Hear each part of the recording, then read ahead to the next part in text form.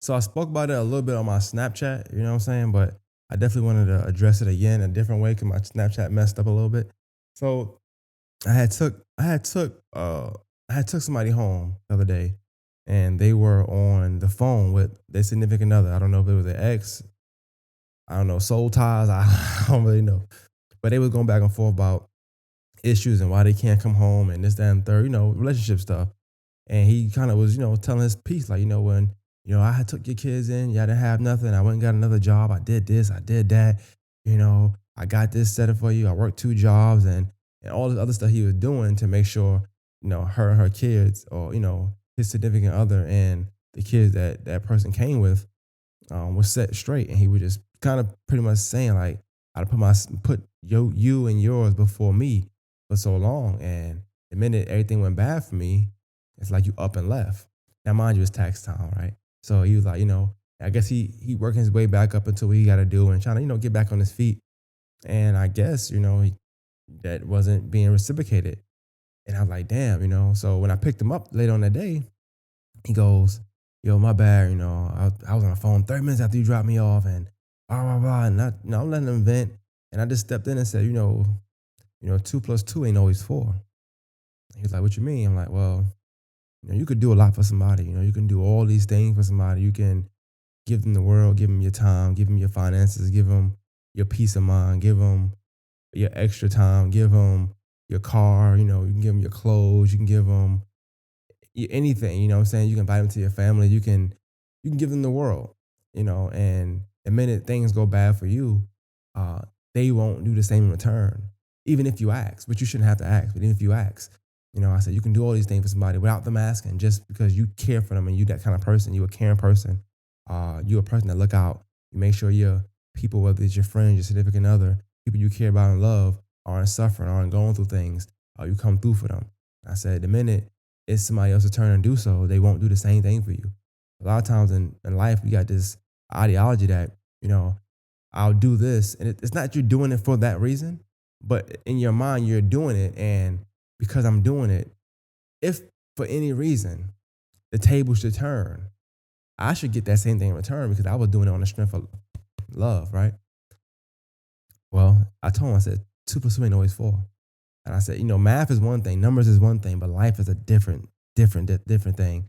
And you can do whatever you want to do for somebody. You can love them. You can shelter them. You can give them what they never had before. And the minute that you need that in return, they know to be found. They got excuses. You on hard times. They life they ain't stopping. Your life could stop for somebody. Somebody could be going through a problem, and your life could stop. I don't mean in a literal sense like everything stopped, but I mean in like you stop what you're doing. You go get what you got to get, whether it's finances, whether it's time, whether it's something therapeutic, whether it's getting them and taking them somewhere, but you going out your way. Anytime you go out your way, your life stopped because you was already doing something. So now you're going out your way, you deviated from what you were doing. Your life done stopped for this person or for this situation. And what you'll find is that in roles reverse, that won't happen for you with that same person, that same entity, that same company. And I seen it firsthand. And so I had to tell him, I said, yeah, two plus two don't equal four, man. So that was my message for the day. Two plus two don't always equal four.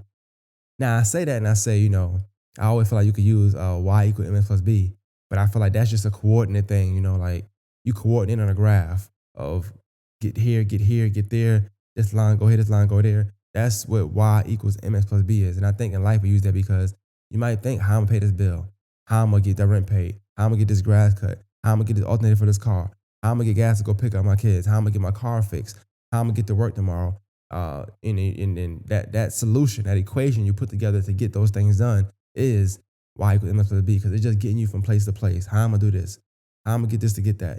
That's all it is. It's an equation. So you got a friend you can call. I'm gonna get $50 from. Cool. Then I got this times this plus this that equals that. That's the solution. So we use y equals mx plus b all the time. We just do it subconsciously, but that's neither here nor there.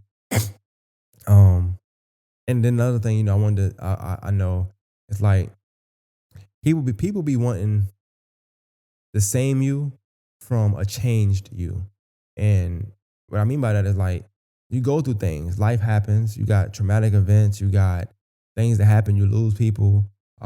You lose spotting. You lose a situation. You lose finances. You lose a lot of stuff. You know what I'm saying? In life, in different stages of life, things change, and people want a version of you that, hate to say it, don't be even existing anymore.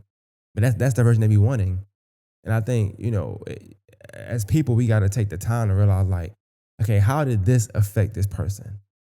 So I take my own situation in account, and I'm like, I went from I'm working days, now I work overnight.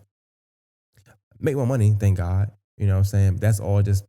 That's based on the groundwork you put in while you can still be in that position. But then I lose a parent. Okay, cool. Maybe it wasn't the parent I was closest to, but it was somebody who was dear to me, and it meant a lot to me, and let me, like, me knowing that person in my last year of my dad, it's like I got to understand myself more by being around him, because I understood a lot of things I was doing. I got to see things I was doing that was wrong, that were quote unquote toxic, that were things I needed to work on.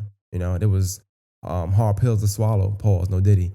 And me seeing him helped me learn that about myself. So I learned so much about him, but I learned so much more about myself during that time. That it hurt to lose him at that time, because I felt like that was how I was growing and learning. Like, damn, I needed more time. That messed with me.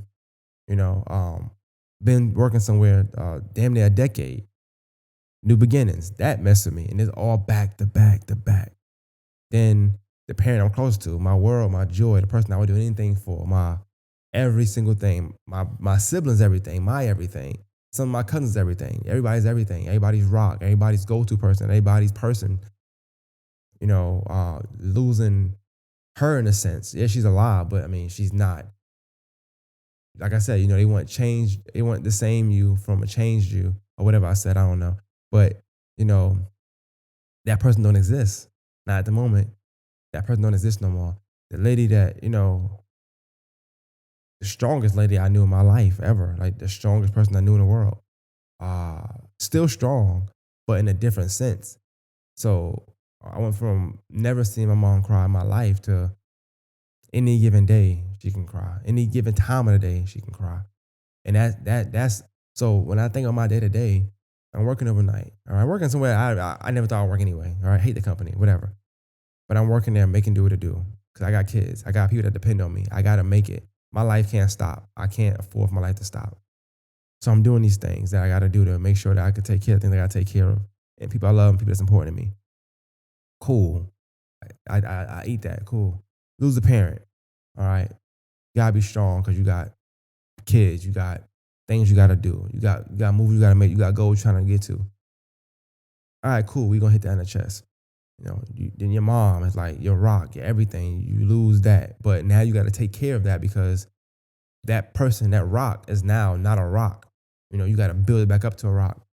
That can be tough. It is tough. I'm going to tell you right now, it's tough.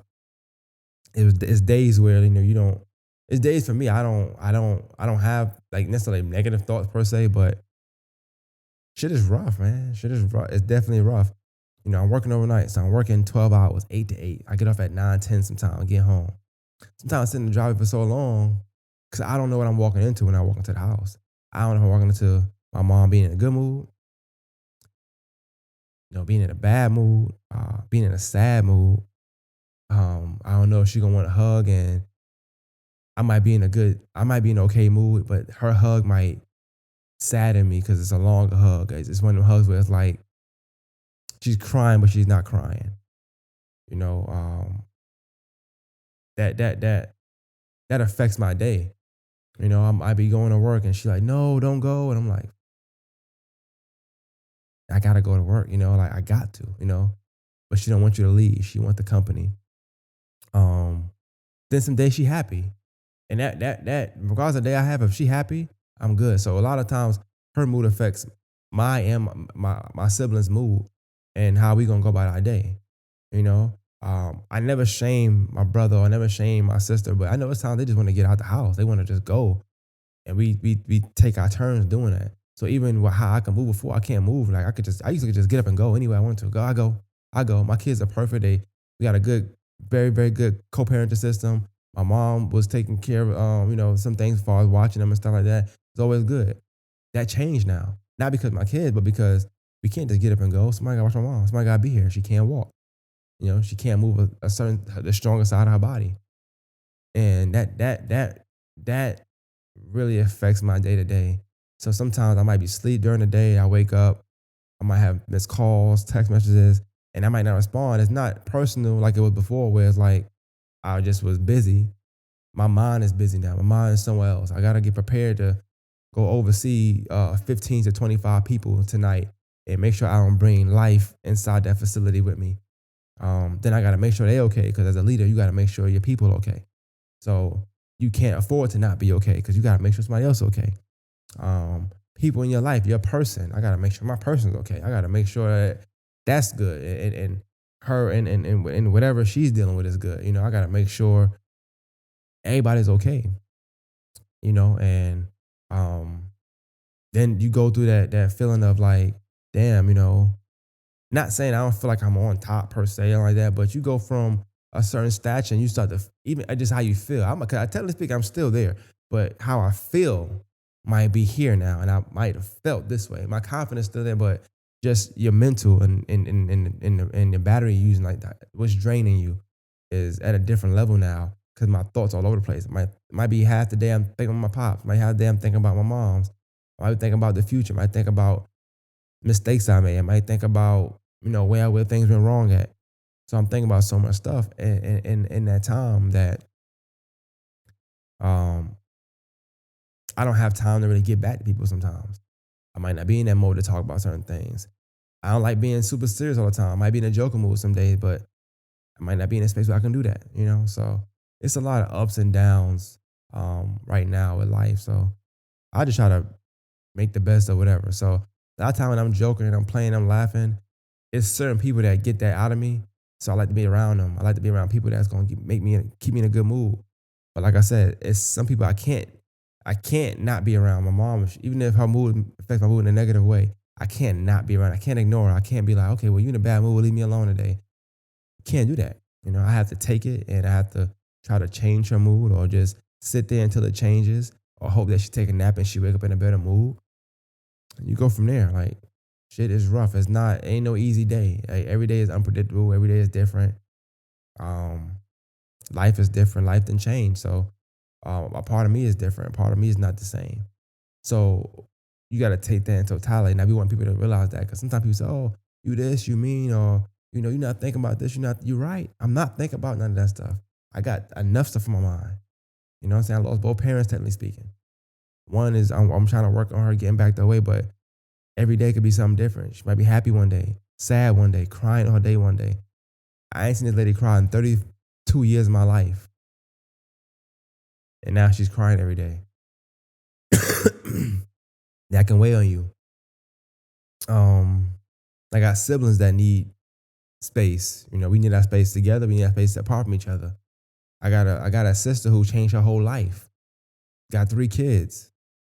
I got to make sure that I got space to at least help her pick them up and make them quiet, or play with them so she can get fucking 30 minutes to take a nap. You know what I'm saying? It's definitely different. So I don't move the same. I don't just get up and go. I don't just think about myself. It's definitely a lot more to my life than just work and podcasting. So as long as people know that, it's fine. I love podcasting. This is like my only therapeutic thing I can do. It's the only time I can talk to somebody, which is the camera, or you guys that's watching, and not saying judgment. I don't want to say that, because I don't think people necessarily judge me, but people are forced to listen without responding.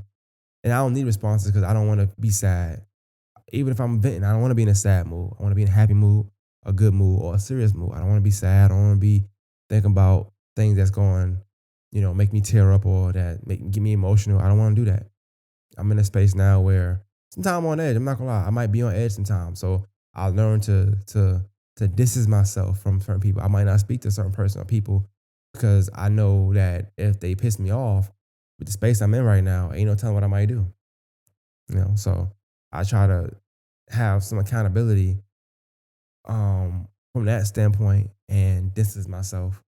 so that I don't have to slap somebody or, argue with somebody or whatever else. So yeah, that'd be about that, man. It's just life is rough, man. Life is rough. Things change. It is what it is. I understand it. So it just come with the punches, I guess.